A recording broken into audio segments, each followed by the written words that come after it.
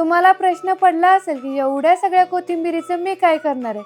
मलाही तोच प्रश्न पडला, पण म्हणलं अगोदर ही कोथिंबीर साईडला ठेवावी, मंदिरात जावं आणि पारायण करावं. सगळ्यांनी स्वामी महाराजांचं दर्शन घ्या.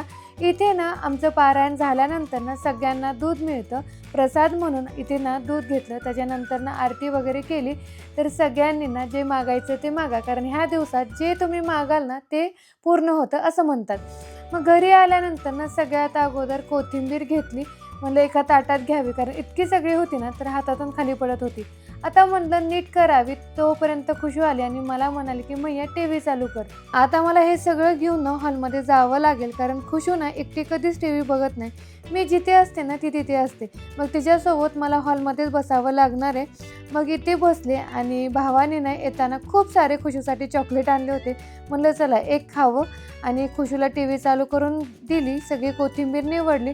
म्हणलं आता स्वच्छ पाण्याने धुवून घ्यावी, कारण याला माती लागलेली होती आणि तशीच करकर लागते, म्हणून स्वच्छ पाण्याने धुतली. फॅन खाली सुकायला ठेवली. अर्ध्या तासानंतर मिक्सरच्या भांड्यामध्ये टाकली. आता मोठंच मिक्सरचं भांडं घेतलं आणि ते मोठं मीठ घेतलं.